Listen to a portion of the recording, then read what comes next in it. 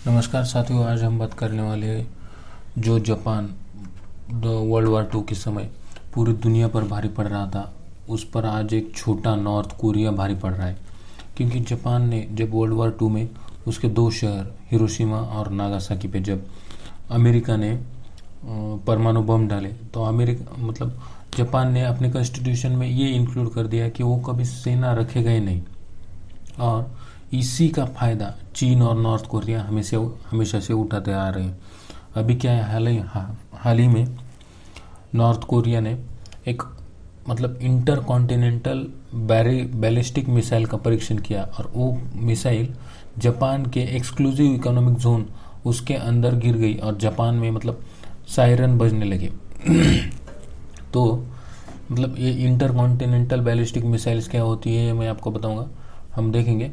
उसके बाद देखो, न्यूज़ में ऐसा आ रहा था कि नॉर्थ कोरिया ने दागी यूएस तक पहुंचने वाली बैलिस्टिक मिसाइल। बैलिस्टिक मिसाइल्स क्या होती है असल में, वो एक बैलिस्टिक्स इंटर कॉन्टिनेंटल मिसाइल्स क्या होती है, वो एक कॉन्टिनेंट से दूसरे कॉन्टिनेंट्स तक मारी जा सकती है, उनकी रेंज ज़्यादा होती है। और बैलिस्टिक वो क्या जाती है, ऐसे पैराबोलिक जाती है। और क्रूज मिसाइल ऐसे parallel to the earth surface ऐसी जाती है। तो देखो, नॉर्थ कोरिया ने दागी यूएस तक पहुंचने वाली बैलिस्टिक मिसाइल जापान की समुद्री सीमा में गिरी। अब जापान की समुद्री सीमा में गिरी, और कमला हैरिस कौन है, वो वाइस प्रेसिडेंट है अभी यूएसए की। और जापान में क्यों बजा खतरे का सायरन, ये हम देखेंगे। किम जोंग उन ने मिसाइल टेस्ट किया। अभी नॉर्थ कोरिया की मिसाइल टेस्ट जारी। नॉर्थ कोरिया हर साल में कितनी मिसाइलें टेस्ट कर चुका है, ये लगभग 30 से ज़्यादा का आंकड़ा है, 35 कुछ तो भी है, हम देखेंगे। अब देखो, ठीक है, नॉर्थ कोरिया ने दागी यूएस तक पहुंचने वाले बैलिस्टिक मिसाइल। देखो, नॉर्थ कोरिया ने शुक्रवार को inter continental ballistic missile ICBM का टेस्ट किया। ये मिसाइल जापान की समुद्री सीमा में जाकर गिरी। जापान के प्रधानमंत्री फुमियो किशिदा, ये उनके प्राइम मिनिस्टर हैं, के मुताबिक यह मिसाइल पश्चिम जापान के आइलैंड ओशिमा के 210 किलोमीटर की दूरी पर गिरी। इनका जो पश्चिम जापान की पश्चिम साइड है, वहाँ पे आइलैंड है ओशिमा के लगभग 210 किलोमीटर की दूरी पर गिरा है। और नॉर्थ कोरिया ने सुनान एरिया से इस मिसाइल को फायर किया। नॉर्थ कोरिया के अंदर जो उनका एरिया है, उनका वहाँ पे मिसाइल लॉन्चिंग सिस्टम होगा, वो वहाँ का नाम है वो सुनान एरिया से मिसाइल को फायर किया। और जापान के रक्षा मंत्री कौन है, यासुकाजु हमादा, इन्होंने कहा है कि इस बैलिस्टिक मिसाइल ने 6000 किलोमीटर से ज़्यादा की ऊंचाई पर उड़ान भरी। मैंने कहा ना, 6000 किलोमीटर लगभग क्या करते हैं उसको, ऐसे बैलिस्टिक कैसे जाती है। बैलिस्टिक मिसाइल्स कौन सी होती है, जो कि पैराबोलिक पाथ में जाकर गिरती है, और ये अमेरिका तक दागी जा सकती है। ये किसका कहना है, जापान के रक्षा मंत्री यासुकाजु हमादा का कहना है। और ये मिसाइल 15,000 किलोमीटर तक उड़ान भरने में सक्षम है, ये इनका कहना है। अमेरिका पर निशान, देखो, अब नॉर्थ कोरिया क्या कहता है, हम अमेरिका पर सीधे अटैक नहीं करेंगे। और जापान अमेरिका की सेना, जापान में किसकी सेना रहती है, अमेरिका की, क्योंकि जापान की सुरक्षा का जिम्मा किसका है, अमेरिका का है। तो नॉर्थ कोरिया कहता है हमारे पास इतना अच्छा टेक्नोलॉजी और हथियार नहीं है कि हम सिर्फ डायरेक्ट अमेरिका के साथ टक्कर ले। तो वो क्या कहता है, हम जापान, साउथ कोरिया और ताइवान को मार डालें, इन पर बम डाल देंगे। तो अमेरिका तो दूर है इससे, उससे कोई खतरा नहीं, लेकिन इसके पास जापान और साउथ कोरिया और ताइवान है, इनको नॉर्थ कोरिया से खतरा है। अभी भी जापान उनके कॉन्स्टिट्यूशन को थोड़ा थोड़ा बदलाव कर रहे हैं, और वो खुद भी अपनी मिलिट्री स्ट्रेंथ बढ़ाने में कोशिश कर रहे हैं। तो ICBM क्या होता है, हजारों किलोमीटर का सफ़र कर सकती है इंटर कॉन्टिनेंटल बैलिस्टिक मिसाइल। दूसरे शब्द में कहे तो नॉर्थ कोरिया इस तरह की मिसाइल से अमेरिका पर भी निशाना साध सकता है।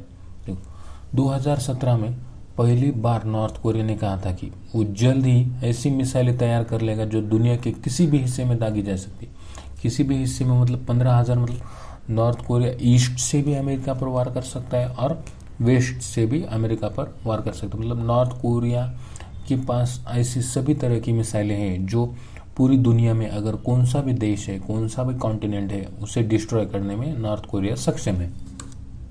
और कमला हैरिस कौन है? वाइस प्रेसिडेंट है। उन्होंने कहा है, इस पर एक आपत्ति जताई है कि अमेरिकी वाइस प्रेसिडेंट जो कमला हैरिस है, उन्होंने नॉर्थ कोरिया की इस हरकत पर आपत्ति जताई।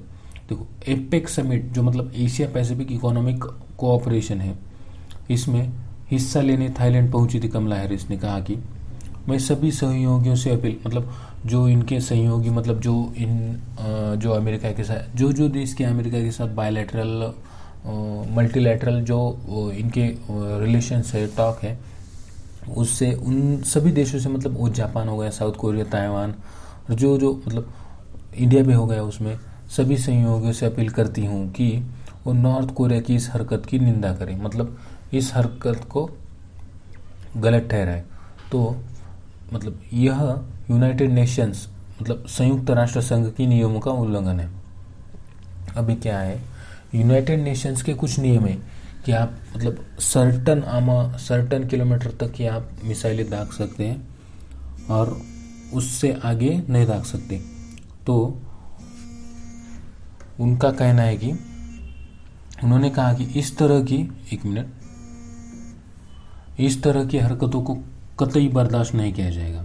और प्रतिबंधों के बावजूद मिसाइल टेस्टिंग कर रहा नॉर्थ कोरिया, ऐसा मतलब नॉर्थ कोरिया के पास पैसा इतना आता कहाँ से? देखो, नॉर्थ कोरिया का इनकम का सोर्स क्या है? इलीगल वो हथियार सप्लाई करता है ईरान से, और ईरान को, और जो मतलब उसका ज़्यादा व्यापार किससे होता है? इस चाइना से।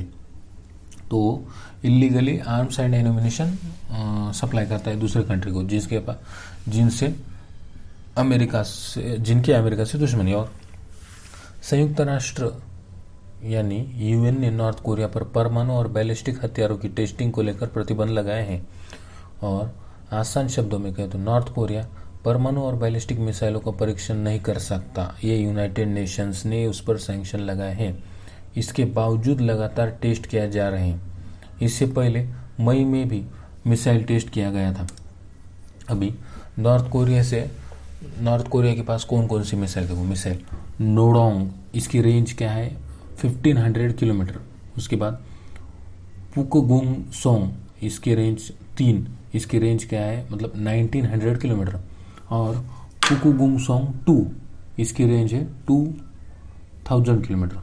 उसके बाद मुसूडान, इसकी रेंज है 4000 किलोमीटर। उसके बाद हेसोंग, इसकी रेंज है 4500 किलोमीटर।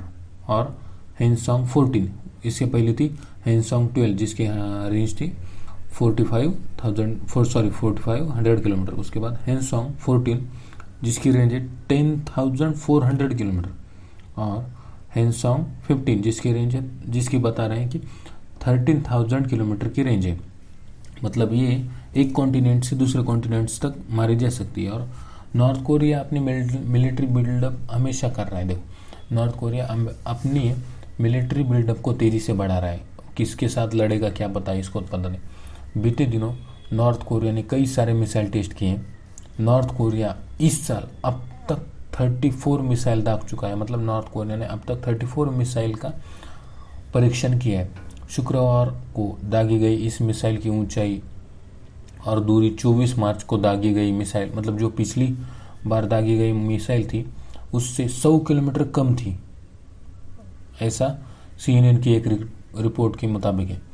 मार्च में दागी गई मिसाइल नॉर्थ कोरिया की अब तक की सबसे खतरनाक मिसाइल मानी गई है।